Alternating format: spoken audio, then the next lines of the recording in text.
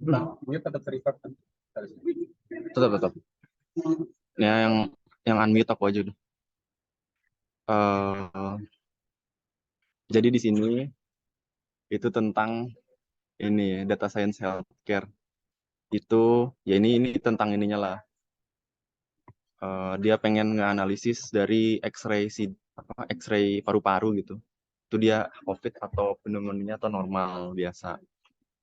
Terus di sini ini tuh buat install library. Tapi karena di Google Colab itu harusnya udah ada dari bawaannya ya. Jadi yang ini tuh nggak perlu sebenarnya, yang Matplotlib itu nggak perlu.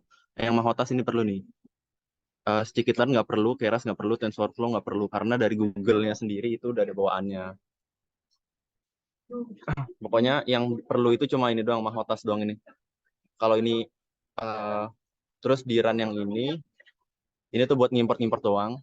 Pakai Mahotas, Seaborn, Matplotlib, Seaborn itu buat visualisasi, matematika visualisasi juga. Globe itu buat ini ngatur apa manajemen foldernya gitu deh. Manajemen folder, file dan lain-lain. OS juga buat kayak gitu. NumPy buat ngitung-ngitung matematika, Pandas buat data frame.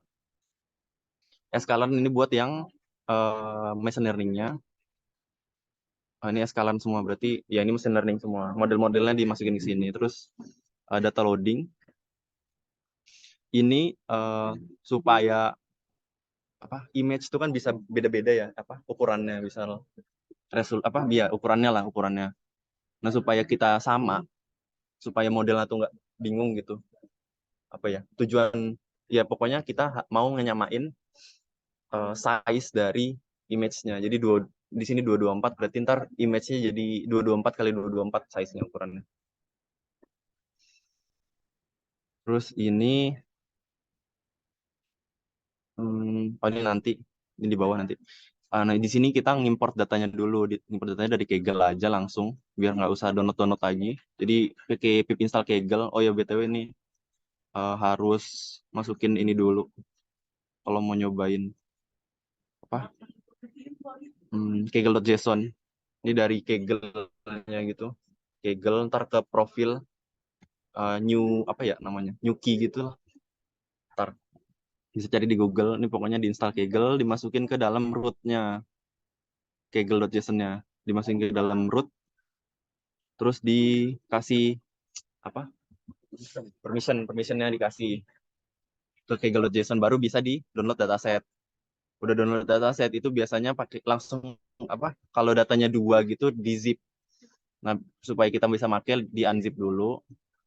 Unzip kalau udah di unzip nanti keluar datanya yang kayak gininya .jpg jpg-nya. Habis itu kita bikin fungsi. Kita pengen ngambil dataset si train sama test di sini. Ini ada nah itu pakai fungsi get data supaya gampang. Fungsi get datanya isinya apa? Isinya itu dia hmm, nanti tuh filenya tuh kayak gini. Jadi filenya ini folder utama. Nanti ada file train. Oke, mostly ini train. Terus ada tes di sini. Tes. Nah, di masing-masing ini, di train nama tes ini tuh punya folder lagi namanya normal sama pneumonia sama COVID. Jadi ada 3 folder di dalam train nama tes ini. Nah, itu tadi kan kita yang eh, dipanggil di dataset get data itu kan ininya kan folder train sama folder testnya kan. Nah, berarti kan di dalam folder train sama folder test itu punya 3 folder lagi. Nah, itu dibaca di sini. Dibaca di os.list directory folder-foldernya apa, ya kan? Eh, kalau ini buat ngecek kalau misalkan dia bukan file. Kalau file kan punya dot belakangnya kan. Kalau folder nggak punya, berarti selain file itu dibaca sebagai class names. Class names itu dia, F itu nama foldernya berarti. Nama foldernya kan tadi COVID, pneumonia sama normal ya kan. Nah nanti itu jadi class names-nya, yang jadi labelnya gitulah. Habis itu di ya di print doang. Habis itu di enumerate tiap-tiap foldernya. Maksudnya di for loop tiap foldernya, terus dimasukin ke dalam, oh ini di create list of files. Itu pakai Glob. Glob itu intinya manajemen file lah. Jadi file-file yang ada di folder ini itu dibaca semua terus dimasukin ke dalam satu array namanya array image. Ini nama foldernya, ini slash, terus nama filenya. Bener nggak ya? Wait, oh bukan, folder itu yang ini ya, yang train atau test, terus slash nama nama nama foldernya, nama labelnya, yang normal bla bla bla itu. Terus ini artinya dia ngebaca semua file yang ada di dalamnya. Pokoknya diambil semuanya lah, terus masukin ke images. Terus ini buat nandain doang. Terus ini nanti dulu. Eh, jadi di for loop si images ini isi file-filenya. Terus itu di read-nya nggak bisa pakai Pandas karena dia nggak support. Jadi kita pakainya Mahotas. Mahotas itu buat read itu image read kan. Image read dia baca image itu langsung di uh, translate. Jadi ditranslate jadi RGB atau grayscale tergantung tipe tipe ininya, tipe gambarnya. Kalau PNG berarti dia RGBA ada alfanya. Kalau cuma JPG berarti RGB biasa. Jadi tiga ini apa? Ya tiga tiga inilah ya apa? Tiga angka. Tiga angka berarti kan R, G sama B-nya. Kalau PNG nanti RGBA ada satu lagi. Jadi empat dia. Kayaknya kalau grayscale tuh dua ya, dua dua shape apa dua ini. Kalau black and white, kalau hitam putih doang cuma cuma satu kayaknya ya. Cuma lupa. Pokoknya yang 3 sama 4 itu. Nah, ini dia ngecek. Kalau dia lebih dari dua, artinya bukan grayscale, artinya RGB atau RGBA. Dia di resize pakai tambahan ini. Wait. Jadi ini di resize dengan ukuran 224 kali 224 tadi kan. Misalkan gambarnya lonjong, nah itu dijadiin kotak aja. Terus enggak di stretch terus uh, ini tuh buat ini nentuin dia berapa angka yang ada. Kalau yang tadi misalkan RGB berarti tiga ininya shape shape keduanya ada tiga. Kalau PNG berarti ada empat gitu-gitu. Terus kalau misalkan dia grayscale ya udah tinggal di resize saja kan nggak usah dispesifikasiin. Terus kalau dia ukurannya lebih dari dua artinya RGB atau RGBA dia dijadiin grayscale. Jadi disamain semua. Di, iya. Kenapa nggak disamain gitu ya? Nggak tahu emang ini dari sononya. Pokoknya gitulah. Pokoknya dia dijadiin grayscale semua supaya sama. Misalkan ada data-data yang X-ray-nya cuma grayscale, kalau uh, dia pakainya RGB itu kan nggak bisa lebih. Jadi kalau yang RGB kan lebih rich informasi kan. Jadi supaya datanya konsisten gitu. Jadi disamain aja semua jadi grayscale diturunin. Terus ini di subplot. Subplot ini PLT ini intinya cuma buat nge-show. Nanti di bawah ada. Terus data-data ini di append. Tadi data yang udah di image yang udah di apa? Ditransformasi yang jadi di resize terus jadiin grayscale itu dimasukin ke satu array utama namanya yang image tadi ini kan yang udah diatur-atur terus F ini labelnya tadi kan sesuai nama folder yang di atasnya kan ya gitu terus di return data yang udah di append ini oke. Terus ini sebenarnya cuma di run aja terus nah ini kan kita tadi mau ngemasukin data train kan, data train pakai get data. Nah itu yang PLT itu gunanya buat ini. Jadi yang tadi yang belum tak jelasin PLT ini itu buat spesifikin uh, ukuran dari ininya kanvasnya istilahnya lah. Jadi ini kan ukurannya dari sini sampai sini kan gambarnya. Panjang ininya kayak gini, itu berarti dia spesifikin 50 kali 50 fix size-nya, size dari kanvas intinya inilah.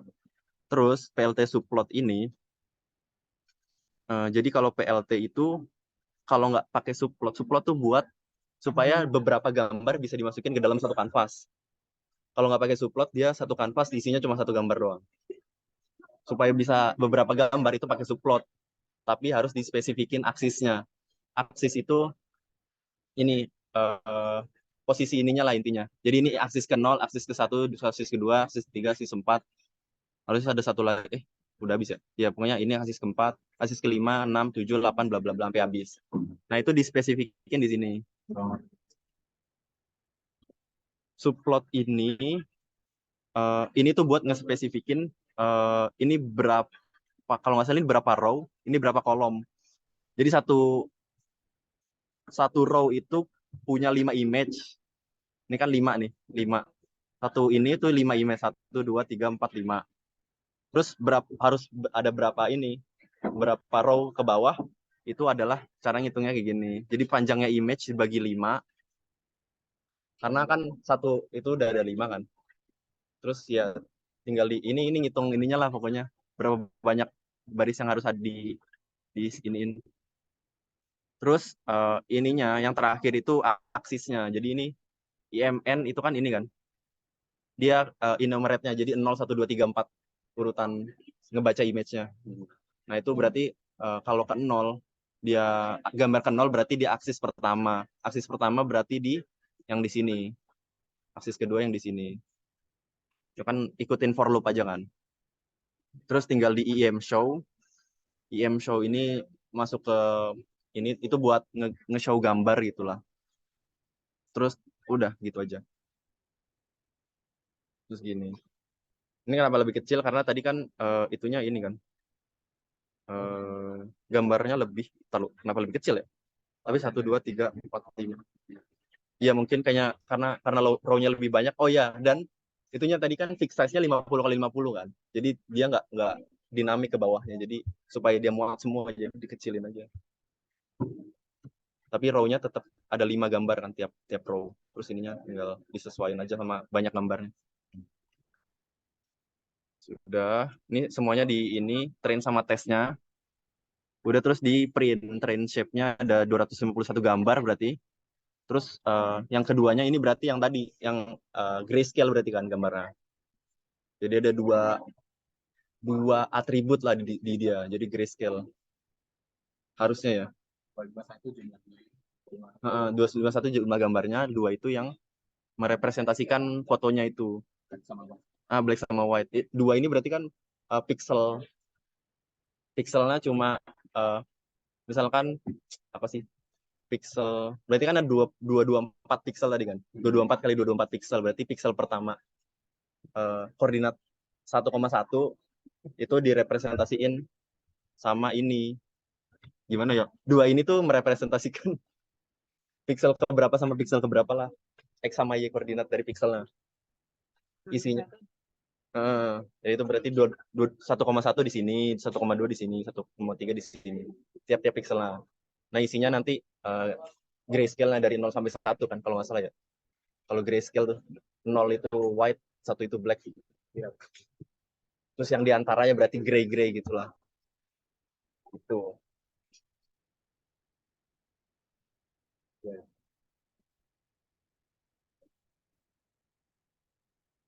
Terus uh, udah gitu, ini tesnya juga ada 66 gambar. Ini juga menggambarkan koordinatnya, dari grayscale-nya berapa. Terus image size-nya ini cuma digambarin 224 kali 224 pixel berarti kan. Terus dia ngelihat ini apa namanya? Dia ngelihat berapa banyak jumlah gambar yang kita punya untuk pneumonia, COVID sama normal. Dia pakai yang train. Di train itu ada berapa banyak? Berarti pneumonianya ada sekitar 70-an, ini udah 110 gitu. Normalnya ada sekitar 60-an. Ini gunanya buat apa? Supaya kalau nanti ketika ada yang terlalu jomplang, itu bisa iniin kalau misalkan modelnya belum bagus. Nah, itu bisa diatur-atur supaya nggak terlalu jomplang. Karena ini nggak terlalu jomplang kan cuma beda 40 doang, 40 data. Ya udah nggak apa-apa, biarin aja. Mm-mm. Ya, di sintesis. Aku juga nggak terlalu paham kalau sintesis itu gimana caranya. Pokoknya kayak gitulah. Intinya buat itu. Biasanya tuh kalau jomplang tuh bisa sampai 10 ribuan, 100 ribuan gitu. Kalau ini cuma 40, nggak masalah lah. Terus ini cuma ngegambarin buat visualisasi kita. Kalau di mata manusia kayak gimana. Ini kalau viral pneumonia kayak gini, kalau COVID kayak gini. Contohnya satu lagi nggak ada ya, normal. Ya udahlah. Terus ini ini ini image features. Jadi yang dimasukin ke dalam model itu adalah image feature-nya. Jadi bukan grayscale-nya. Jadi yang kita masukin tuh features-nya. Feature ini ada macam-macam. Sebenarnya aku juga kemarin tuh baca-baca ya, cuma nggak terlalu paham kalau haralik. Haralik tuh bingung banget ya. Eh, Coba image features.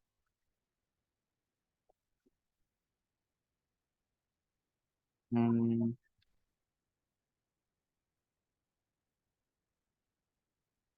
Kalau haralik tuh dia intinya secara teori ya kalau dibaca-baca tuh menangkap tekstur. Cuma nggak tahu kenapa teksturnya itu kayak gimana. Itu kayak use case-nya buat kayak gambar dari AI gitu atau bisa buat yang lain sih. Ini apa nih, nuclear image. Nah, ini nanti gak jadi uh, haralik feature-nya kayak gini. Aku juga nggak tahu bacanya kayak gimana ini. Kalau haralik feature tuh ciri-cirinya dia jadi ada 13 feature, 13 atribut, 13 row atau 13 kolom. Ini yang 0 sampai 13 berarti ini feature pertama biru, feature pertama satu biru, feature dua biru juga, biru tua, feature ketiga biru muda, feature keempat biru. Nah itu nggak tahu bacanya kayak gimana cuman. Kalau secara teori sih dia bilangnya menangkap apa namanya? Di sini ada nih. Dia bilangnya menangkap texture texture feature. Nggak tahu gimana maksudnya. Return 4 kali 13 array. Citra digital. Hmm, Secara teori itulah ya, menangkap texture ke dalam 13 feature. Ini kode-kodenya kayak gini. Feature-nya apa, labelnya apa. Labelnya yang tadi yang normal, pneumonia sama COVID. Terus diharalikin, haralik terus di revel. Revel itu di eh, misalkan datanya tuh array 2 dimensi, di revel berarti jadiin 1 dimensi, dimasukin semua di. Itu saya ceritanya array 4 kali 13. 4 kali 13 kan. Jadi ada berapa ntar dijadiin 1 dimensi aja. Jadinya satu satu array 1 dimensi isinya 4 kali 13, 4 kali 13 berapa tuh? 52. Isinya 52 item gitulah di revel itu yang revelnya. Tapi kalau sampai sini doang itu yang tadi 4 kali 13.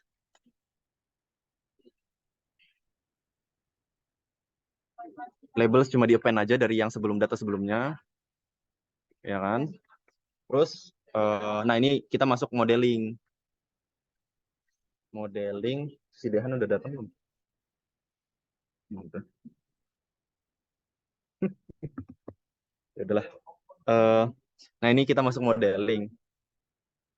Kalau di sini kita modelingnya tuh pakai cara eksperimental aja. Jadi model-model semuanya kita cobain satu-satu. Mana yang paling bagus akurasinya nih. Nah itu supaya kita mudah, jadi nggak usah bikin kode satu-satu. Itu kita pakai pipeline, namanya pipeline. Pipeline itu ya kalau sering dengar ya itu. Jadi langkah-langkah yang harus dilakukan ketika eh, memanggil eh, apa fungsi tersebut gitu. Jadi ke pipeline-nya itu dia di pre-processing sama di classify. Ini karena cuma sederhana, dia cuma di standar scalar aja sama di terus habis itu langsung di masukin ke modelnya. Preprog ini tuh bebas sebenarnya. Kita mau tentuin apa cuma bebas aja. Preprog sama classifier ini bebas. Cuma yang ininya. Jadi kita yang penting di highlight tuh yang ininya. Jadi dia di standard scaler dulu data-data tadi yang di Haralik itu di scaling pakai standar deviasi nih kalau nggak salah. Kalau standar scaler tuh di standarisasi, normalisasi. Habis itu baru dimasukin ke model lah, diregresiin. Jadi pipeline ini kan ada dua, iya bisa langsung jadi satu. Kita manggilnya cuma sekali doang. Kalau nggak di pipelinein kan harus manggil standar scaler baru register. Tiga juga bisa. Nah terus misalkan di sini pakainya logistic regression ya, nama model lah. Regression tuh yang kasih garis terus ini. Nah, itu. Terus tinggal di feed, feature train sama label train. Feature sama labelnya ini kayak biasa yang Burani jelasin. Target sama feature-nya. Habis itu dicari skornya. Skornya dia yang kalau pakai data training doang 89%, kalau pakai data tes yang belum dia lihat itu 84% akurasinya. Akurasi benernya. Terus ini pakai confusion matrix supaya bisa lebih komprehensif ininya salahnya di mana kebanyakan. Oh berarti dia banyak salahnya tuh di sini nih. Sebenarnya dia normal tapi banyak di labelin viral pneumonia gitu-gitulah insight-nya kalau dari apa confusion matrix ya. Nah, ini tadi yang aku bilang dia pengen eksperimental pakai model-model banyak terus kita lihat aja berapa mana yang akurasi yang paling bagus. Nah, ini model-modelnya ini ada logistic regression, nearest neighbor, SVM, RBF SVM, Gaussian process bla bla bla. Nah, itu fungsi-fungsinya didefinisin di sini. Kalau logistic regression kan kalau di library-nya kayak gini, KNN ini, SVC pakai kernel yang linear, berarti SVM kan, SVM linear, RBF, dia karena kernel yang nggak dispesifikin berarti defaultnya RBF. RBF itu nama fungsinya lah. Terus dan lain-lain. Nah, terus tinggal di for loop si 6 model satu-satu terus tinggal dipanggil pipeline-nya tadi standar scalar-nya tetap. Nah, tinggal nama modelnya tinggal diganti kan CLF yang atas. Terus dimasukin ke dalam model, terus disimpan ke dalam sebuah array skor trace sama skor trainnya. Terus dimasukin ke data frame, tinggal divisualisasiin. Oh ternyata yang paling gede di trainnya itu si logistic regression. Yang lain-lain tesnya walaupun 100% tapi yang trainnya itu 48%. Jadi masih jelek karena kan kita yang apa? Iya, kok malah train yang jelek ya? Harusnya tesnya yang jelek nggak tahu deh. Ya pokoknya itulah yang berarti yang paling bagus ini ya. Karena rata-rata yang paling gede gitu. Trainnya 80. Apa kebalik ya ini ya? Nggak tahu lah. Kebalik nggak sih ini? Skor tes, skor train.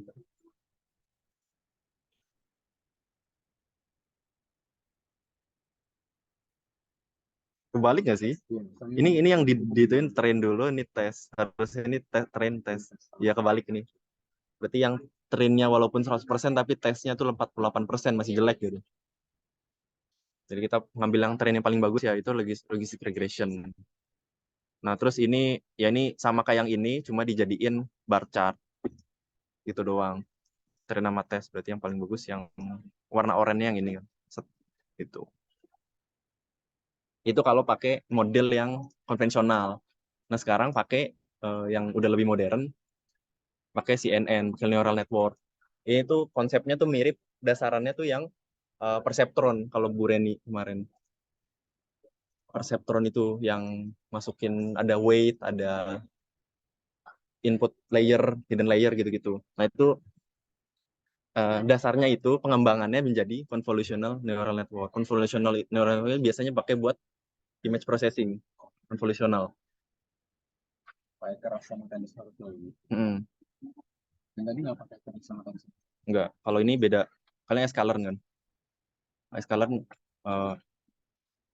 di sini kalau yang deep learning dia yang terkenal tuh Keras sama TensorFlow. Keras tuh TensorFlow sebenarnya. Iya.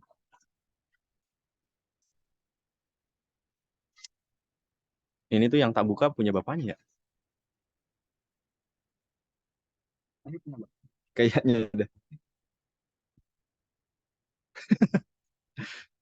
Eh, open ini aja, open notebook.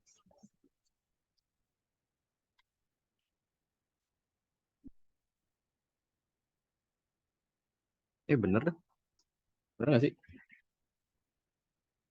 Bener dah, bener. Harusnya di sini tuh ada yang diubah. Oh enggak deh, enggak ya nggak apa-apa. Ini karena Google Collab, bener-bener. Lanjut. Ini terus di preprocessing sama augmentation. Jadi ini sebenarnya cuma ini aja sih, nge-splitting train sama tes. Tapi karena tadi udah di-split kan, tinggal dimasukin aja sebenarnya. Text trainnya append feature, y-nya itu jadi label. Sebenarnya cuma ngulang ngulang apa proses, tapi dimasukin ke variabel baru. Terus nah ini dinormalisasi. Normalisasinya ini kayaknya tuh ini tuh apa ya? Ini kayaknya min max scalar nggak sih? Dibagi 255. Heeh. 255 tuh soalnya nilai max dari sebuah color tuh 255 nggak sih? Tapi ini dia grayscale ya. Heeh. 255. Jadi di min max scalar. Min max scalar kan X dikurangin min dibagi max kurang min kan. Kalau minnya 0 berarti kan langsung aja dibagi max. Kan maksudnya 255 biar bisa dapat berapa persen gitu nggak sih? Soalnya kan makanya dia 150 per 225. Kan berarti misal dari 1/255 sampai 224 per 225 itu nanti kayak itu dari 0,1 sampai 1 ya. Iya, Iya ya. biar jaraknya Jaraknya sama. Intinya standarisasi lah, normalisasi. Tapi ini kayaknya tuh pakai min max scalar. Kalau yang tadi yang di atas tuh pakai yang ini kan pakai standar scalar kan. Berarti itu pakai STD, standar deviasi. Kalau ini pakai min max scalar. Kayaknya gitu. Terus di reshape ini sebenarnya buat nyesuaiin aja sama modelnya. Ini nggak tahu kenapa min 1 IMMS size 1 itu aku juga nggak tahu. Pokoknya ini menyesuaikan sama yang diminta sama oleh model. Biasanya model-model tuh apa? Kayak gini-gini tuh kalau error-error biasanya tuh disuruh di reshape, problem reshape, salah salah shape. Nah, pokoknya di reshape. Terus dibikin dictionary untuk kelasnya. Ini lab itu label ya. Dibikin map. Berarti ini tadi kan ada viral pneumonia normal sama COVID. Berarti ini yang COVID misalkan 0, uh, viral pneumonia 1, terus normal 2 gitu. Gitulah. Itu cuma didefinisiin. Terus di apa nih? Oh, ini di iniin. Tadi kan labelnya masih string ya. Nah, itu dijadiin angka jadi 012.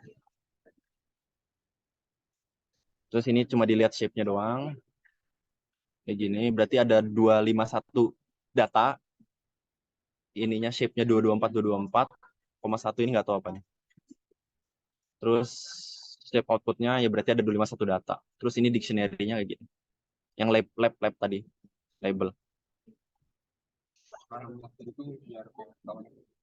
Hmm, hmm, diubah. Nah, terus ini nggak tahu apa, ini nggak dipakai juga di bawah. Sumpah ini nggak jelas. Ya, skip aja. Terus model defining. Nah, ini masuk ke bikin modelnya. Jadi kalau biasanya tuh yang gue ini kemarin kan perceptron kan. Perceptron itu bikin modelnya juga sama kayak gini juga. Kayak gini, cuma bedanya tuh di sini-sininya. Kalau yang kemarin itu yang perceptron biasa itu pakainya dance. Dance doang. Kalau karena ininya gambar, kemarin aku baca di sini nih ada. Nah, ini.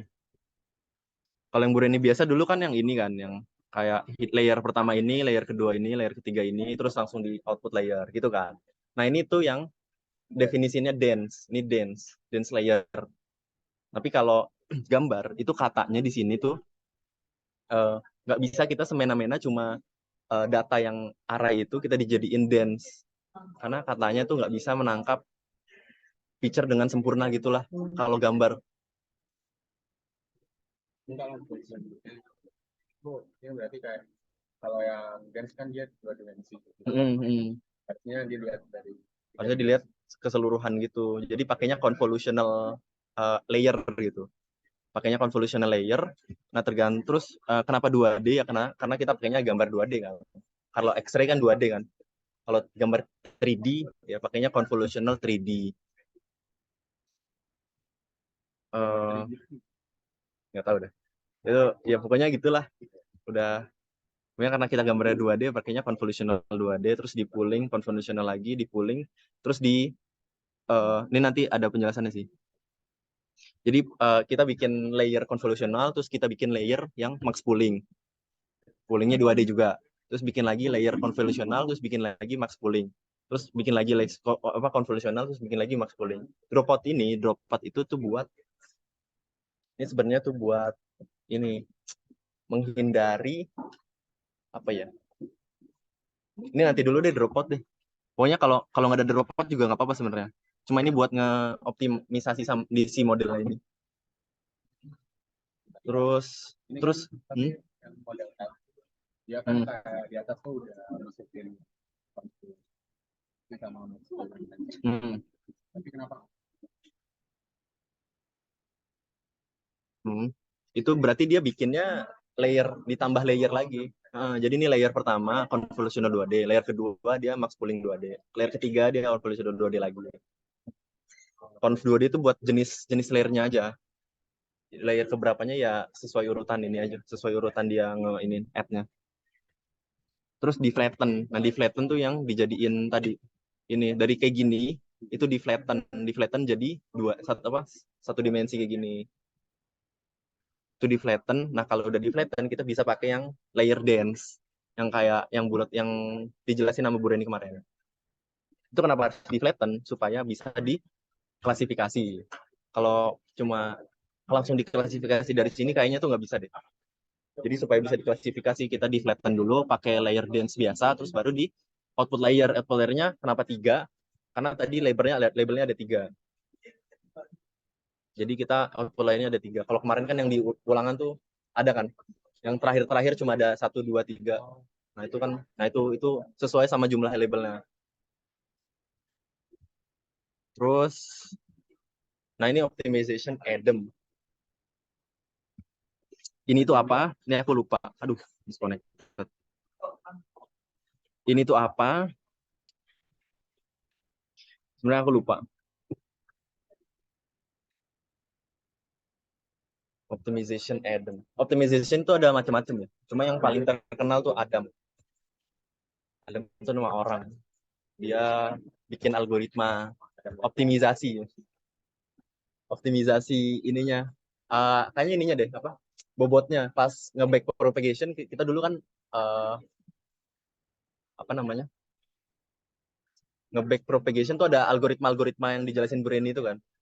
Nah, supaya lebih mudah itu pakai optimisasi Adam gitu. Nama algoritma Adam. Kayaknya hubungannya di situ sih. Hubungan sama itu. Kalau disambungin sama Bu Reni kemarin. Yang pas back propagation yang rumus-rumus nggak jelas itu. Nah, itu di sini. Pakainya algoritma Adam. Terus tinggal di compile. Compile pakai optimizer apa? Nah, ini udah di definisi di atas kan. Terus loss function. Loss functionnya apa? Pakai sparse categorical cross entropy. Loss itu apa? Loss itu apa ya? Loss function. Loss function itu kayaknya keterbalikan dari akurasi deh. Bukan deh, bukan. Apa ya loss function ya? Duh, lupa deh loss function sumpah. Distance between current output and the expected output. Oh, mirip-mirip ini berarti ya? Mirip-mirip residual. Mirip-mirip residu nggak sih kalau pakai konvensional? Kayaknya itu deh.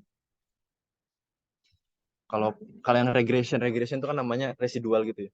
Kalau di neural network kayaknya loss gitu deh, loss function. Matriksnya akurasi. Matriksnya ini buat supaya si model ini ngetes udah bagus apa belumnya dari akurasi ini, berdasarkan akurasi.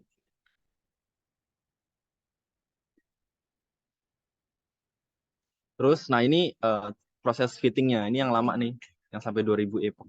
Ini lama ya? Ya ini lama, sampai 2 jam. Sumpah. Iya. Masih berapa jam? Iya. Itu pun udah pakai ini dah, udah pakai apa? GPU. GPU tuh akselerator. Jadi kita pakai prosesor yang lebih cepat dari Google lagi. Oh iya, saya baru tahu dari sampai prosesor gitu. Jadi yang lebih cepat, walaupun udah pakai yang lebih cepat itu masih 2 jam, lama banget. Nah 2000. Kalau pakai berbayar. Iya, berbayar lebih cepat harusnya. Terus, oh ini, mulainya dari sini sih. Jadi history itu kita ngefit modelnya menggunakan X-Train sama Y-Train yang tadi udah di iniin sebutin, terus epoch ini yang sama kayak yang Bu Reni kemarin. Jadi data-datanya dikumpulin ke dalam satu epoch, beberapa data. Nah, terus di running. Nah, itu habis selesai epochnya itu dicek akurasinya sampai beberapa kali epoch gitu. Oh, ini yang buat lama kayaknya. Ya. 2000 aja. Itu. Terus validation datanya ini supaya jadi setiap kali epoch selesai itu langsung divalidate ke data tesnya.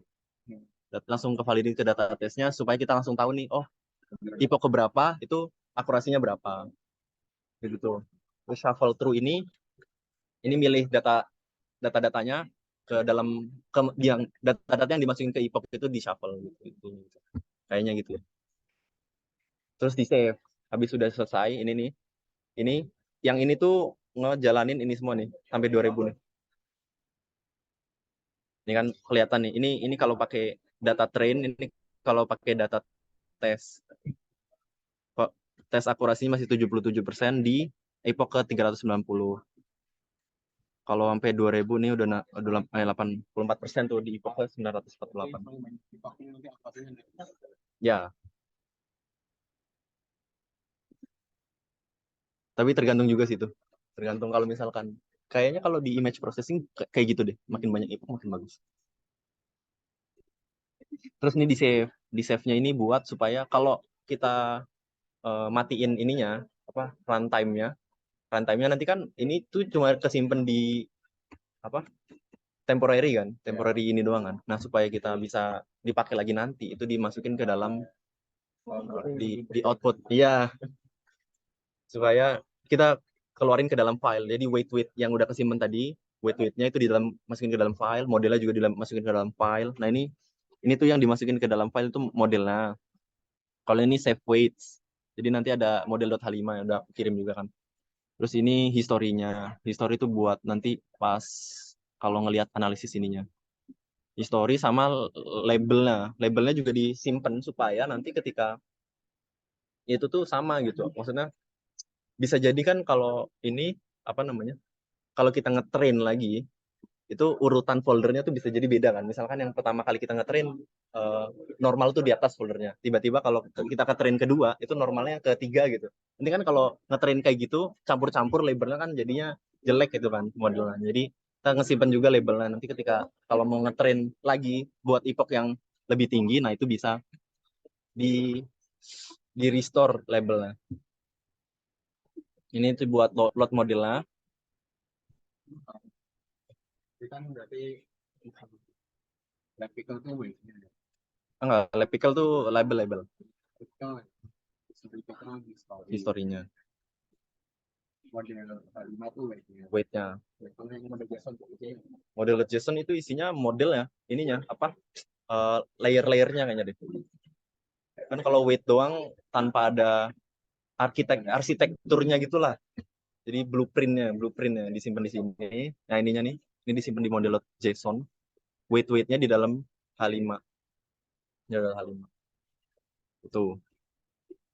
Terus ini cuma buat ngeload model, pakai karena dia disimpan di JSON, berarti kita pakainya JSON read, ya kan? Terus masukin ini namanya import apa library-nya namanya model.json. Ada fungsi library namanya model.json itu dibaca model dari JSON. Terus di load weight-nya ke dalam model yang tadi udah didefinisiin. Terus ini dibuka juga historinya. Sebenarnya dibuka juga sih harusnya lab graphical-nya. dimasukin ke lab, cuma ya udahlah.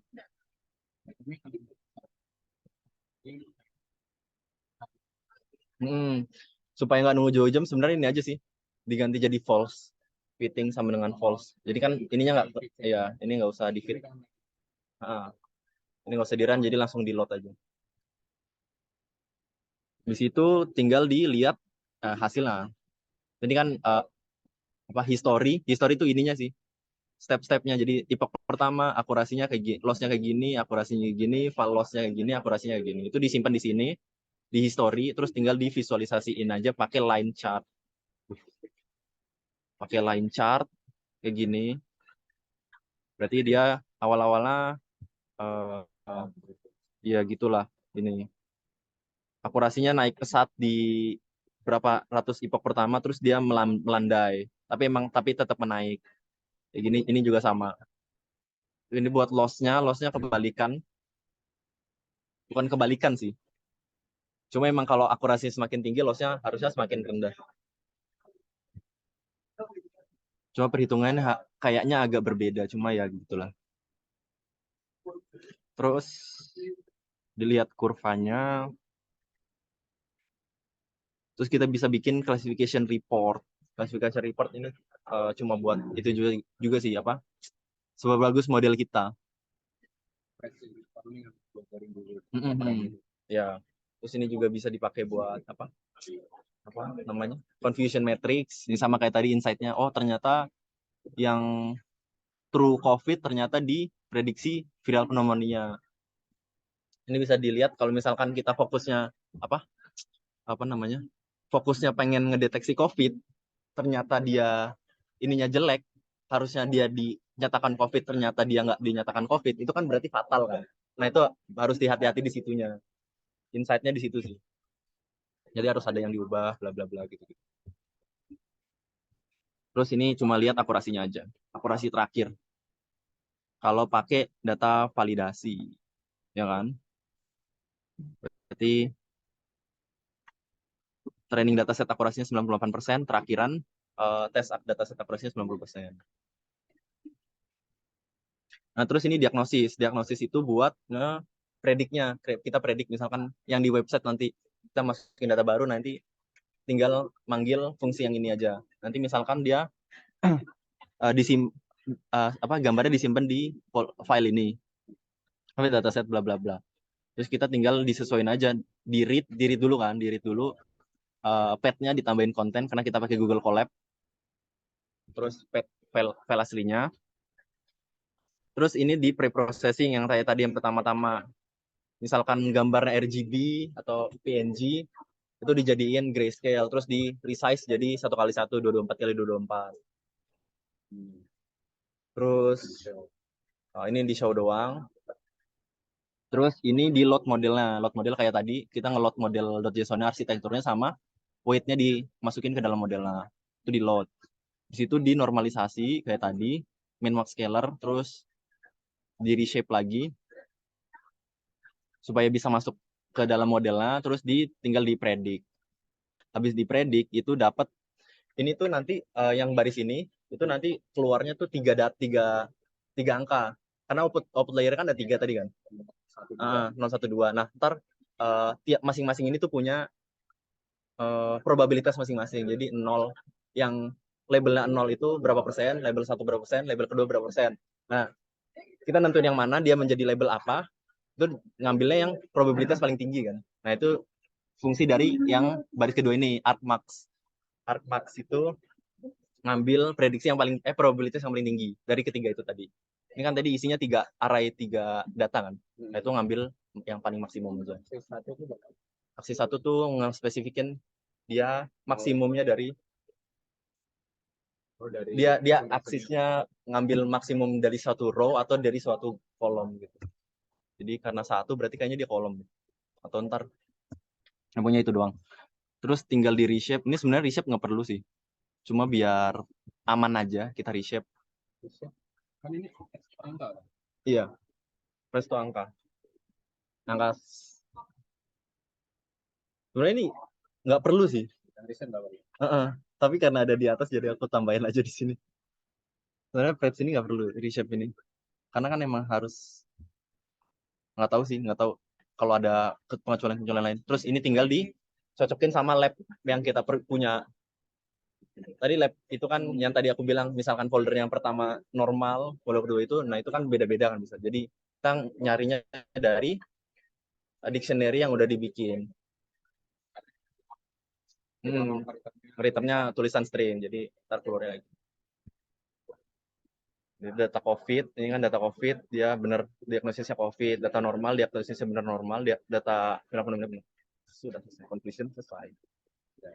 Nah, yang kedua itu sebenarnya nggak beda. Yang kedua itu datanya kodeannya sama, cuma beda ini aja. Ini datanya tuh kalau yang tadi itu kan ada folder utama, terus langsung ini kan langsung train nama tes kan.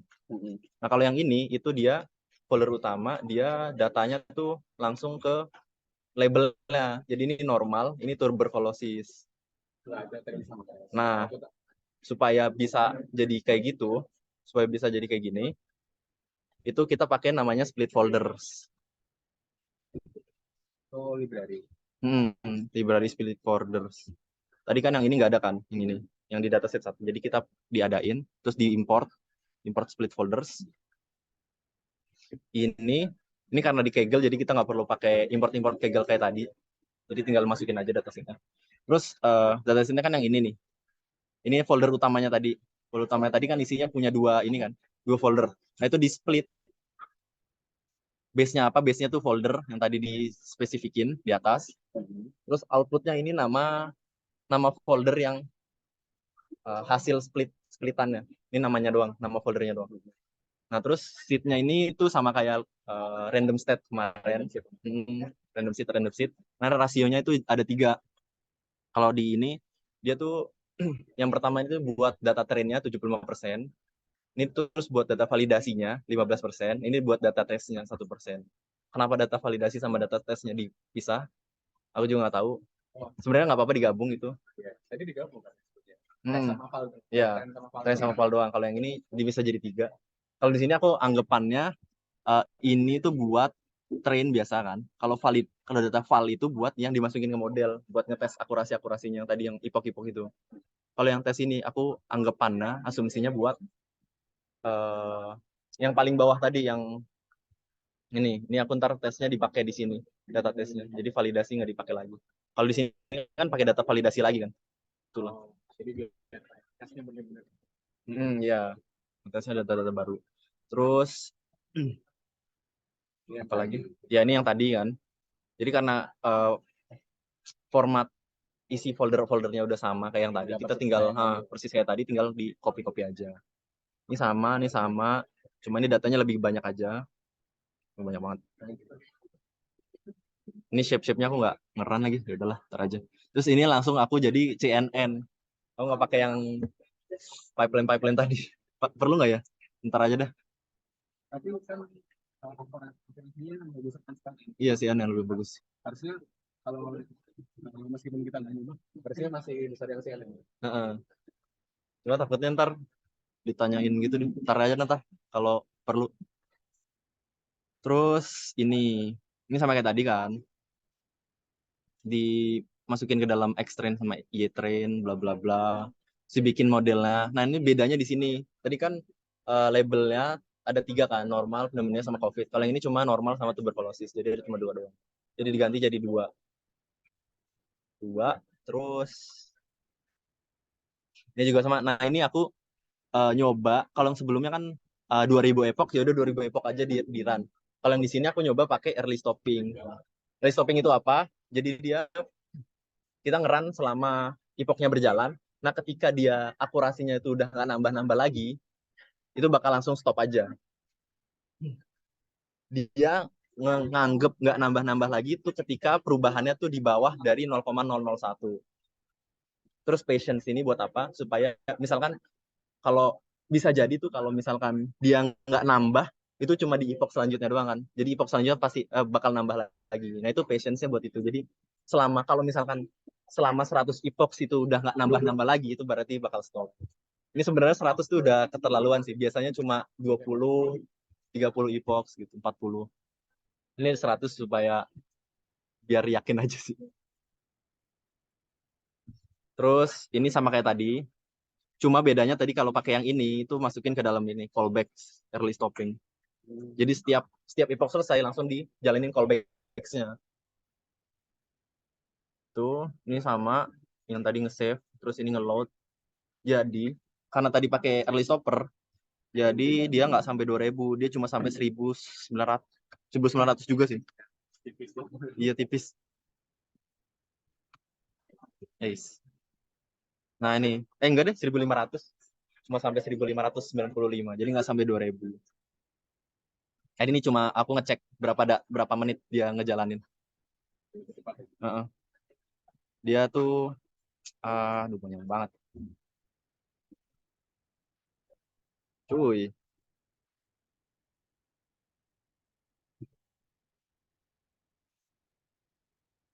Ini yang tadi nih, T1 sama dengan time load time itu buat yang tadi ngecek. Oh ini nge-save time saat sebelum di feed. Ini nge-save time setelah di feed. Terus dikurangin aja. Itunya menit. Jadi tinggal dikurangin berarti 8. Ini salah nih harusnya. Ini karena udah dibagi 60. Oh, itunya detik deh, detik. Jadi ntar dibagi 60 jadi menit. Jadi 85 menit tadi hitungannya. Kalau 1595. Terus ini cuma sama, ini cuma di iniin. Ini datanya lebih banyak. Maksudnya ya datanya lebih banyak jadi gininya apa ininya kecil. Set gini, terus ini lossnya kayak gini.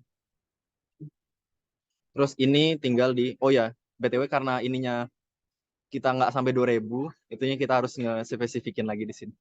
Epochnya sampai berapa? 1995. Itu tuh buat ininya sih, nge-spesifikin ininya. Bagaimana? Tuh yang doang. Nggak masalah. Terus ini cuma report kayak tadi, precision recall advance score sama support. Terus ini confusion matrix, udah bagus, cuma 3 yang falsely ini, falsely predict. Terus ini sama, cuma beda di sini aja. Ini karena pakai Kaggle jadi nggak pakai slash content. Itu kalau di run dia kayak minta file gitu yang fungsi Iya, dia masukin file. kalau kalau yang di sini ini sih pet pet file disimpannya di mana. Kita bisa ngakses filenya di mana. Terus tinggal, nah ini aku nyoba pakai data tes tadi, misalkan 10 data aja. Di data-data normal dia konsisten normal. Tapi yang di tuberkulosis kayaknya ada yang salah deh. Di data tuberkulosis ada yang tuberkulosis. Ini ada yang normal nih salah prediksi. Ini tuberkulosis tapi sisanya sama, bener. Sudah selesai. Nah guys, nah ini stop record. Oh, ya,